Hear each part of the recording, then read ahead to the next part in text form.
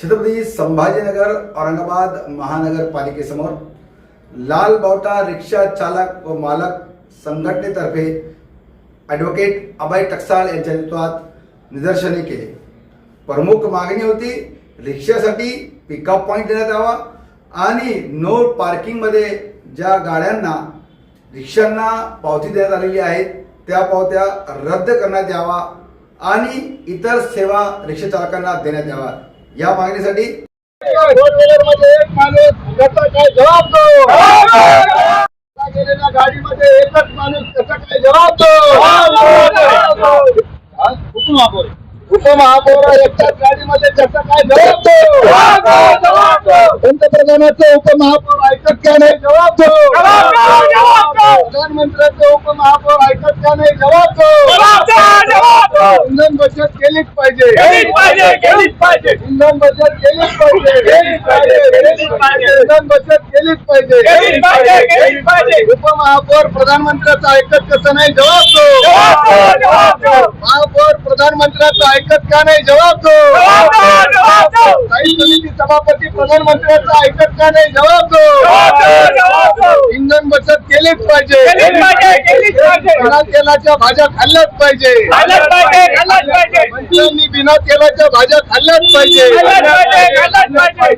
20 गाड्यांचा ताफा घेऊन फिरणे बंद करा। UCN न्यूज मध्ये आपलं स्वागत आहे। छत्रपती संभाजीनगर औरंगाबादच्या महानगरपालिका येथे लाल बावटा रिक्षा चालक युनियनने धरणे आंदोलन ठेवलेले आहेत। या धरणे आंदोलन त्यांना पिकअप पॉइंट, पार्किंग आणि इतर समस्या ज्या आहेत त्यासाठी त्यांनी इथे आज धरणे आंदोलन केले आहेत। आपल्या सोबत अभय टकसाळजी सर, काय म्हणून आज आपण आंदोलन करता महानगरपालिकेसमोर? काय म्हणून? कोणतेच प्रश्न हे सुटे नसतात, एकमेकाशी जोडलेले असतात। कालच प्रधानमंत्र्यांनी घोषणा केली, आवाहन केलं की इंधनाची बचत करा, कमी तेलाच्या भाज्या खा, पायी फिरा, गाड्या वापरू नका, असं आवाहन केलेलं असताना आम्ही इथं बघतो की उपमहापौरांच्या गाडीमध्ये एकटेच बसून आले, स्थायी समितीचे सभापती गाडीमध्ये एकटेच बसून आले 4 व्हीलर गाडीमध्ये। आता आम्ही बघू की पालकमंत्री ताफा घेऊन फिरतात का, दुसरे आमचे मंत्री सावे साहेब ताफा घेऊन फिरतात का, त्यांनी स्वतः अगोदर जे आहेत आणि स्वतः प्रधानमंत्री जे आहेत ते एका गाडीमध्ये फिरतात का, हे सगळे आम्ही बघू। परंतु आमच्याकडे त्याच्यावर एक उपाय आहे की जेणेकरून शहरातली ट्रॅफिक कमी होईल, इंधन बचत होईल, त्याचबरोबर अपघात होणार नाही, प्रदूषण होणार नाही। आणि म्हणून आम्ही अशी मागणी करायला आलेलो, यापूर्वी पण केलेली जी श्रीकांत असताना, की तुम्ही शहरामध्ये 40,000 रिक्षा आहेत तर तुम्ही चालवायला घ्या, जेणेकरून या सगळ्यांचे पोटही भरता येतील। याच्यामध्ये हिंदू, मुस्लिम, बौद्ध सगळ्या धर्माचे। महानगरपालिका ऑलरेडी त्यांची गाडी चालवत आहे, स्मार्ट सिटी बस विकत घ्यावी लागते, त्याच्यातही इन्व्हेस्टमेंट करावी लागते। आमच्या जर रिक्षा चालवायला घेतल्या तर तुम्हाला इन्व्हेस्ट करायची गरज नाही, आम्ही केलो ना। तुम्ही जर एक बस जर विकत घेतली तर जवळपास 50-60 जणांची व्यवस्था होती, बरोबर आहे। तुम्ही आमची जर एक रिक्षा चालवायला घेतली तर 3 जणांची व्यवस्था होते ना। आणि 40,000 रिक्षा ऑलरेडी आहेत रस्त्यावर। आपला शहराचा ट्रॅफिक जामचा प्रश्न आहे, तुम्हाला अनेक ठिकाणी तुमची सिटी बस जाईल का नाही असा प्रश्न आहे। आमची रिक्षा तर गल्लीबोळात जाईल, वयोवृद्धांना घरात पोहोचून येईल, अपंगांना घरात पोहोचून येईल, आजारी लोकांना घरात पोहोचून येईल। मग तुम्हाला जे ते असा उपाय का नको वाटतो ज्याच्यामुळे सबका साथ सबका विकास खरंच होईल, असा उपाय या महापालिकेला या सरकारला का नको वाटतो असा आमचा खरा प्रश्न आहे।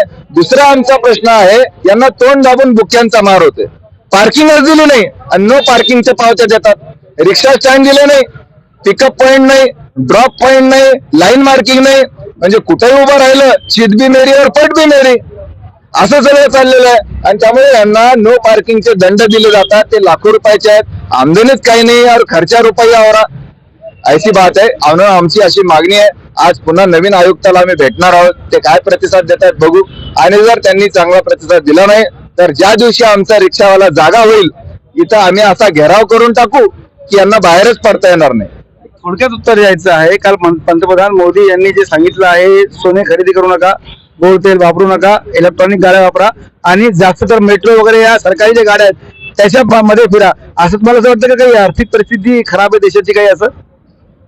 असं म्हणून जे त्यांनी म्हणत होते ना विश्वगुरु, ते किती ट्रिलियनची आपली इकॉनॉमी 5 ट्रिलियन ची आपली इकॉनॉमी वगैरे वगैरे जे ते बोलत होते, कालच्या त्यांच्या स्टेटमेंटमुळे त्यांनी पहिल्यांदा हे मान्य केलंय की आपला देश हा आर्थिक डबघाईला आलेला आहे.